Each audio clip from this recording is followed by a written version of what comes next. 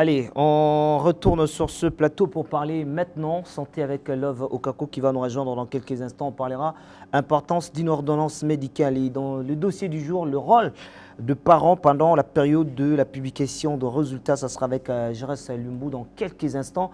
Eh bien, puisque nous parlons de reconnaissance, il y avait une dame à l'époque qui était aveugle et qui s'est détestée à cause de son handicap. Il haïssait tout le monde, sauf un garçon qui était à ce côté.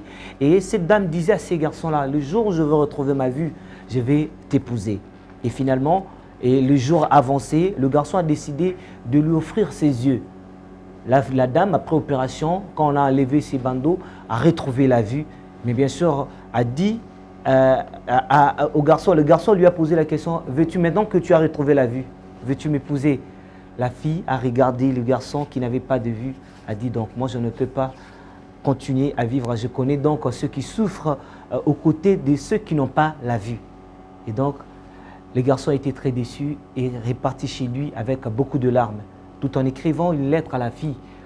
Prends bien soin de tes yeux, puisque avant que ses yeux deviennent à toi, il était donc à moi avant.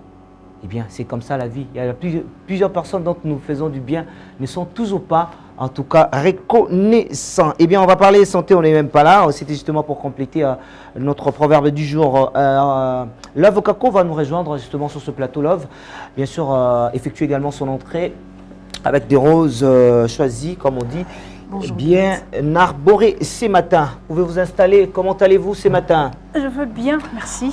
Voilà. J'espère que c'est pareil pour vous. Oui, ça va très bien. Comme à l'accoutumée, nous démarrons ce énième rendez-vous de Éduc Santé avec quelques nouvelles concernant Covid-19.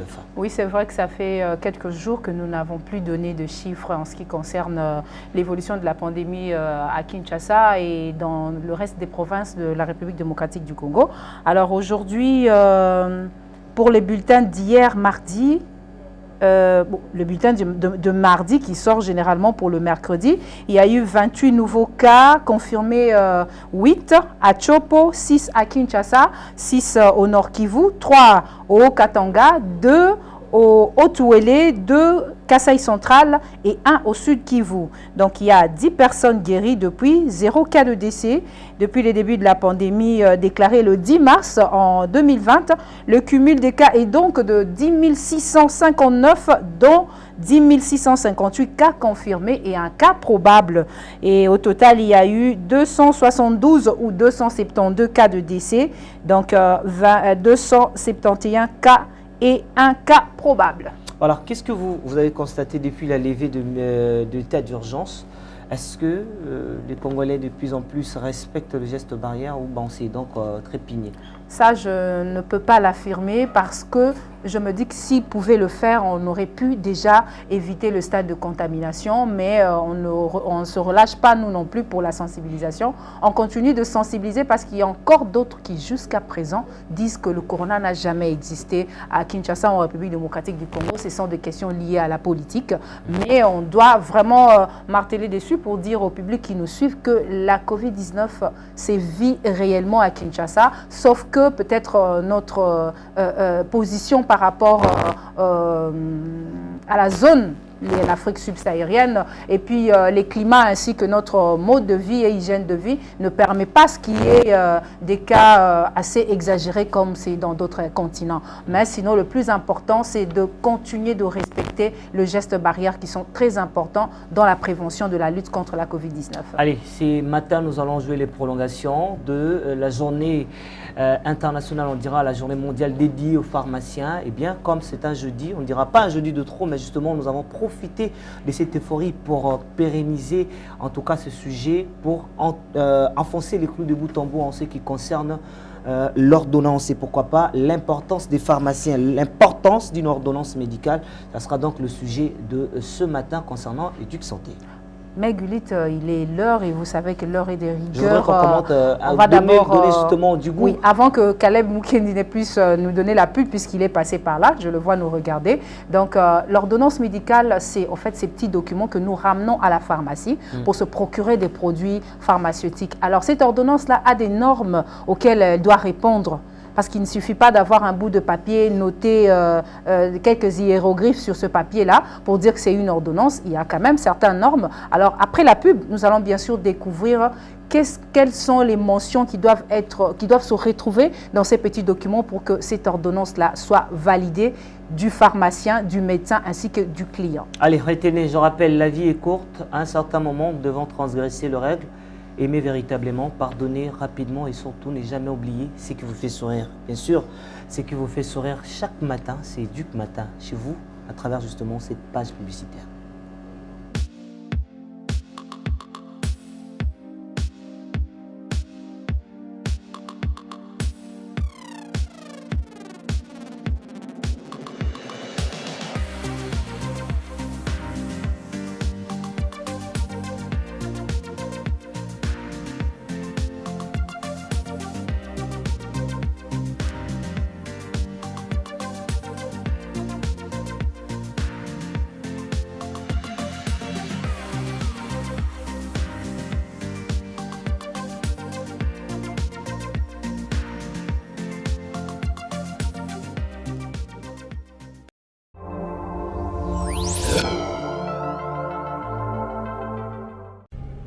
Action. Hey guys, that's not the real Congo. So, show me what is Red Congo then. I will show you. Bienvenue à Kinshasa, République démocratique du Congo. Il est temps pour le Congo de se faire aimer. S'ouvrir avec sa culture pour mieux briller. Célébrer ses couleurs, sa diversité. Restez connectés. Restez connectés.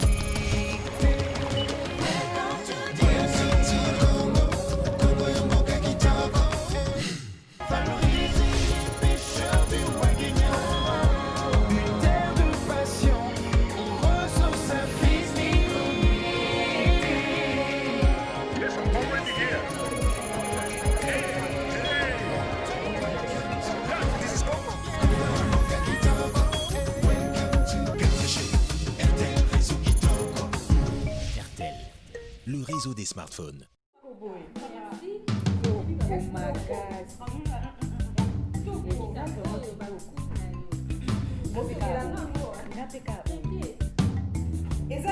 eza surprise. Waouh!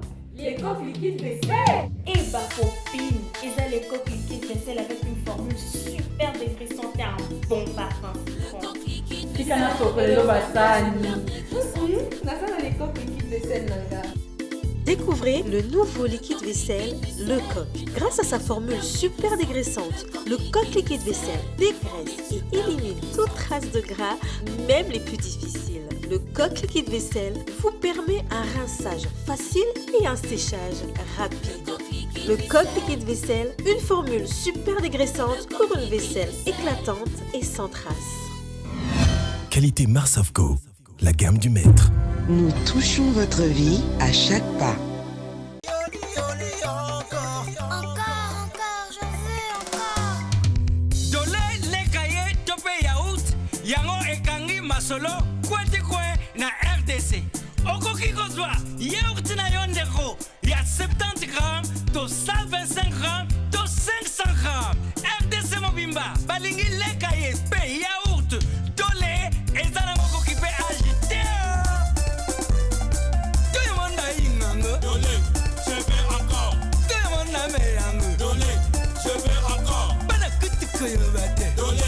Je vais encore. Ataba maman équipate. Je vais encore. Neba papa bakubouya. Je vais encore. Ataba boss batotoya. Je vais encore. Na wendete kama.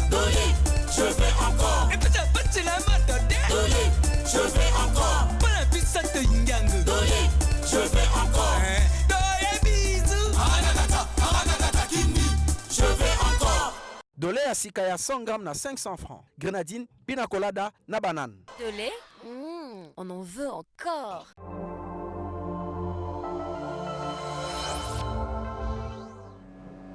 La puissance de notre joie de vivre, la puissance de cette émission, en tout cas, témoigne l'amour qui nous anime chaque matin pour vous servir avec dévouement. Nous parlons de l'ordonnance, l'importance d'une ordonnance médicale. C'est donc le grand sujet en ce qui concerne Éduc Santé avec Love Okako.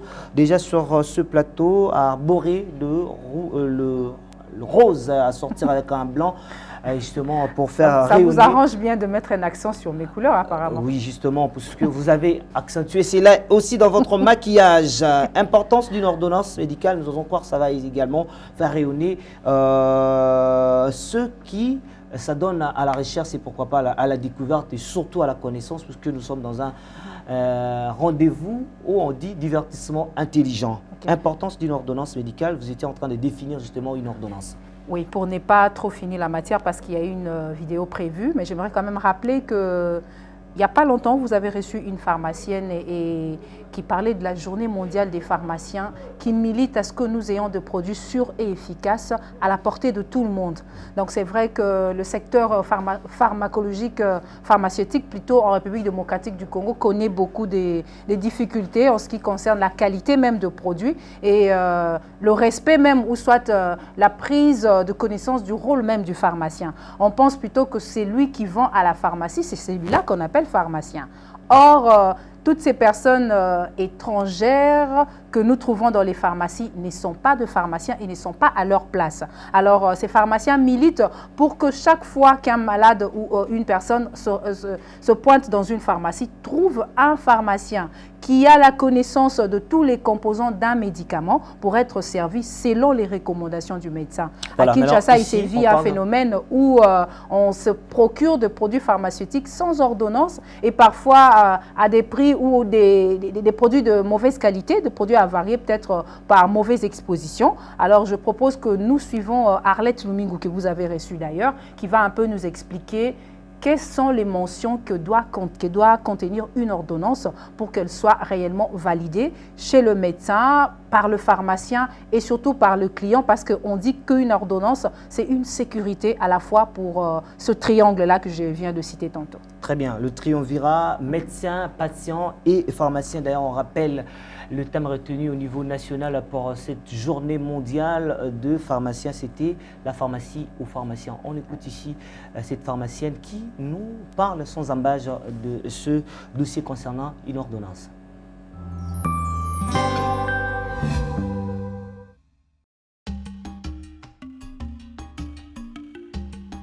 Une ordonnance médicale, c'est un message que le médecin ou prescripteur envoie au pharmacien par le canal du malade, du patient. Donc c'est un document aussi qui permet au patient d'avoir les détails sur son traitement. Et ce même document-là permet au pharmacien de délivrer les médicaments qui correspondent aux prescriptions du médecin.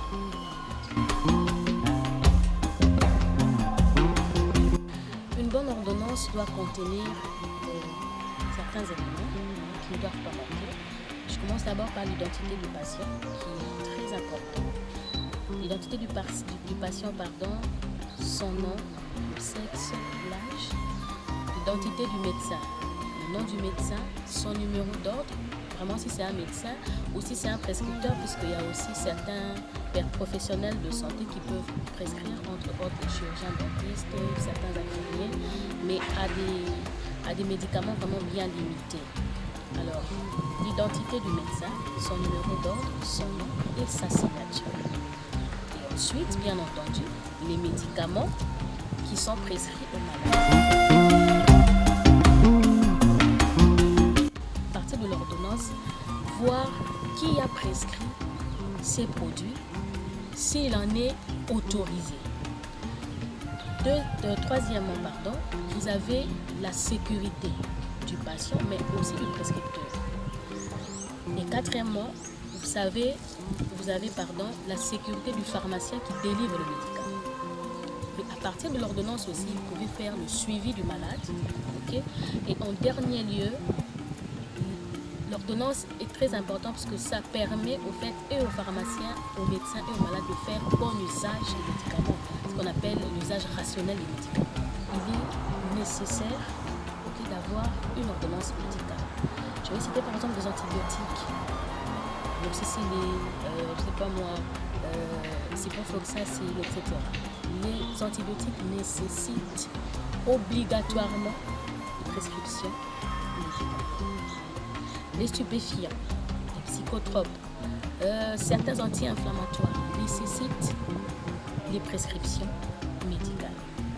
Alors les risques, c'est de pouvoir donner à un patient un médicament qui ne lui convient pas. Okay? Prenons l'exemple de quelqu'un, un diabétique, qui vient dans une pharmacie et qui vous demande un médicament qui a des contre-indications pour les diabétiques. Lui ne le sait pas. Mais vous, en tant que pharmacien, si vous y aviez eu une ordonnance, vous serez prévenu, okay, par rapport à son état. Alors, c'est comme ça des erreurs que nous commettons par manque de connaissances pour certains malades.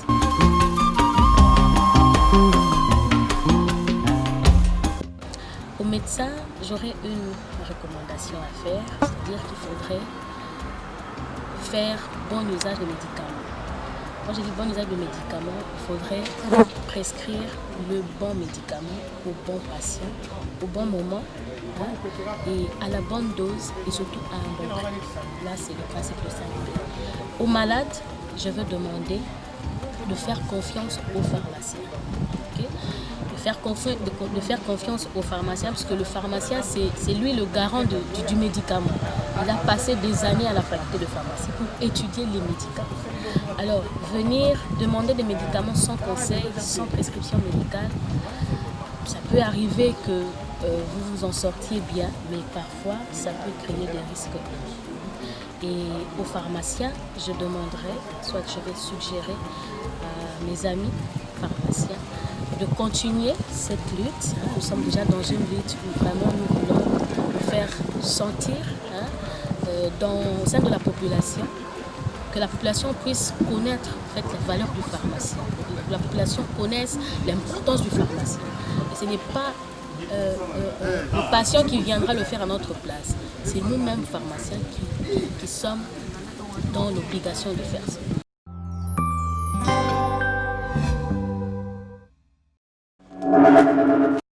C'était donc une pharmacie, on sent beaucoup de rigueur justement pour accepter une ordonnance. Ça, c'est de la part d'une pharmacienne. Donc, il y a beaucoup d'exigences. On risque d'envoyer certaines pharmacies en chômage. Justement, c'est la lutte qu'on est en train de mener parce que tout ce que nous avons dans nos quartiers ne sont pas réellement de pharmacie. Pourquoi? Parce qu'ils ne répondent pas aux normes.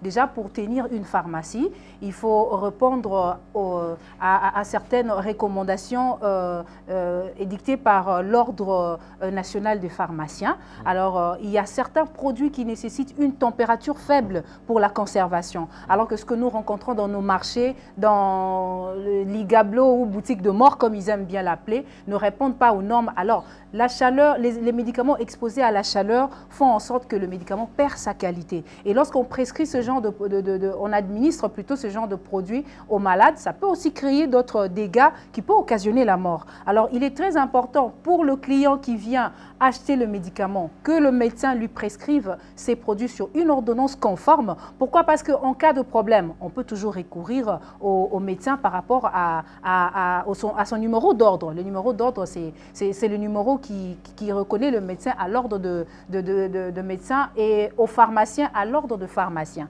Lorsque vous entrez dans une pharmacie, assurez-vous qu'il y ait un numéro. C'est comme les matricules de l'État qui reconnaît chaque fonctionnaire. Franck Chioto est en train de nous déranger de l'autre côté. Alors, c'est à partir de ce numéro-là qu'on a la sécurité au cas où le pharmacien donne un autre produit non prescrit par le médicament, on peut toujours poursuivre le pharmacien. Alors, il est très important que les pharmaciens prescrivent le produit de bonne qualité et aux médecins aussi de bien prescrire des ordonnances. Ce n'est pas un bout de papier blanc comme ça que vous allez écrire à une personne. Voilà. Par exemple, il y a une urgence.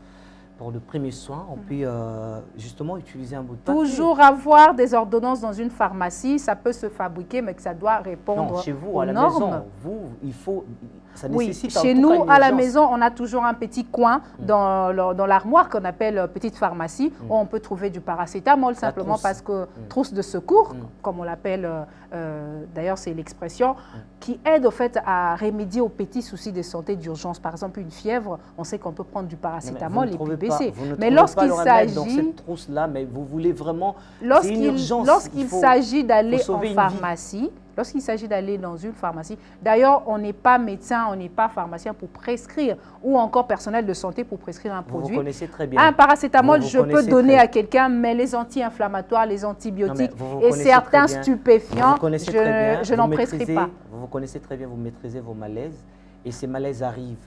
Alors, qu'est-ce que vous allez faire? Parce qu'il y a une urgence, vous devez dépêcher quelqu'un à la pharmacie pour vous sauver de la vie. Si je dois comprendre de ces malaises dont vous parlez, eh ben, il y a de remèdes maison, de grand-mère. Lorsque vous avez des douleurs, par exemple de dysmélorrhée, je vous conseille, chère dame, de prendre plutôt de l'eau chaude à la place de produits pharmaceutiques parce que cette douleur-là est naturelle et c'est normal. Mais lorsqu'elle s'accentue, c'est simplement parce que ces sangs coagulés forment de cailloux. Et lorsque vous prenez de l'eau chaude, ça permet à diluer ces cailloux.